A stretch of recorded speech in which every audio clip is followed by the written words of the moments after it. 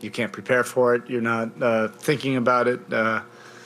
It's one of the worst feelings in the world to address, your locker room after a game, like this. When it ends, it ends in a thud, and I have just so much incredible respect and love, for everybody in the locker room and what everybody gave to this team, and we had such a memorable season and postseason. It felt like 5 seasons in one. All the different chapters and adversity that this group was able to overcome. It was really a fun group to be around. It was a hard-edged group, but it's all the qualities that we love, the good, the bad, and everything in between. And it's heartbreaking, when it ends like this. And you certainly have to credit the Boston Celtics organization and their team and their coaching staff. Ime just did a tremendous job, this year, building on what they've done the last 6-7 years. And they've probably done it the way that it's supposed to happen in this league. You build a team and you have frustrating losses. You stay together for keep your core together, keep your culture together, and then you eventually find a breakthrough. We tip our hats off to them. They are a heck of a basketball team. They really can defend at a high level. They're competitive, and they have 2 guys that are tremendous, but they're role players, really fill in the gaps. They complement each other so well. Smart was terrific tonight. So we tip our hats off to them. This was all about competition, and we faced a team that kind of matches all of the best qualities of what we do. It was fitting that it would probably come down to that last possession. While I continue to ramble, I thought it would have been an incredible storyline, Jimmy to pull up and hit that 3, and I love that about Jimmy. That was the right look, and I just thought, as it was leaving his hand, I thought for sure that was going down. Good, clean look. It's definitely better than anything that we could have designed, and it's just a shame that it didn't end that way. But I can't compliment Boston enough. They've gone through the fire, and they earned that right to go to the finals. Have you seen the replay yet on the Max Strus overturned 3, and what was your reaction I didn't. when you found out so far after the fact? I was in shock. I was asking, Quinny about that. The fact that it happened, 3 to 4, 5 minutes later in game time, that does change the context of how you're playing. We were starting to gain some momentum, and you feel like it's a 7-8 point game, and then all of a sudden it's a 13-point game. You're looking up, and there's no explanation for it other than it's gone back to to the league offices. You feel like if it happens like that, it should happen immediately, and then you can adjust accordingly. But look, that's not the reason we lost. We still had plenty of opportunities. We just couldn't get control of the game. A lot of that was Boston. But we didn't stop grinding, and we gave ourselves a shot at it, at the end. We just couldn't make enough plays during the course of the game. It felt like most of the game we were grinding from an 8 to 10 point deficit. Jimmy played every second tonight. Was that the plan entering? It wasn't, but I was going into this by any means necessary. I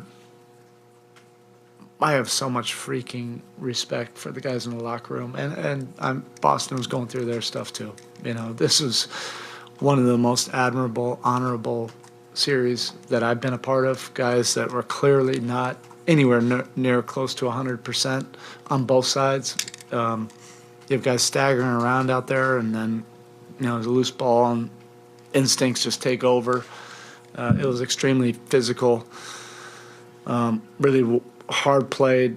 well played at times, and because both teams, are so effective defensively, sometimes it was probably ugly, to the average fan, but to us, it's beauty. But we had to play Jimmy and Bam. We couldn't afford to take them off the court tonight. And with PJ, you went out early in the third quarter. Was there an injury there that kind of kept him from playing the rest of the night? Yeah, look, I don't want to speak on behalf of our players, but Tucker is a Miami Heat guy. I would say for the majority of this playoff run, he's just been willing himself to get out there and do what he does best. I marvel. There's probably 5 or 6 times where the trainers told me, I don't think Tuck's going tonight. And I joked about it with you guys all the time. I couldn't ask him how he was doing, and I couldn't ask the trainers in front of him how he was doing.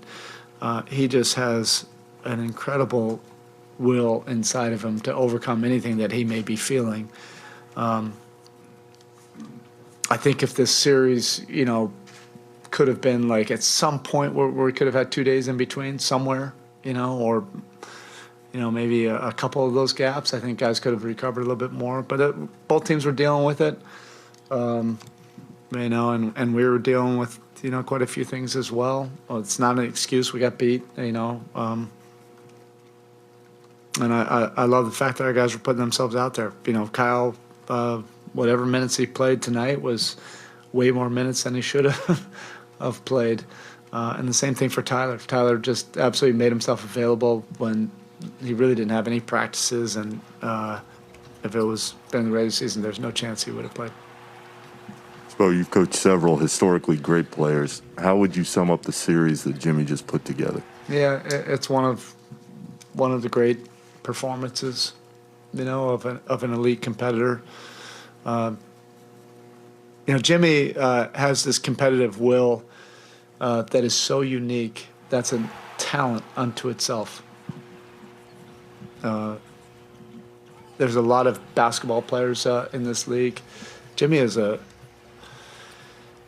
a great basketball player. He is a world-class competitor, and he knows how to win basketball games, and that's a talent. And for young players coming into the league, I think that's a missing talent or skill. It becomes about all the other skills, but that's what makes Jimmy so unique as a world-class player. He just knows how to compete to win and to compete to not let you lose. That's an incredible DNA that he has inside of him. And just to follow up on the max shot, you guys don't make excuses on the whole, but would you like to see moving forward the league look at the policy where somebody in New York can overturn a play 3-4 minutes after it happened? I'm sure they're going to look at that, and we'll probably be the case study for it. I'm okay with that if it happens, the way it used to. They would look at it, at the next foul or break and look at it and notice it. But it was probably 10 minutes of real time. Somebody check on that. I'm not crying or whining. Come on, we got beat.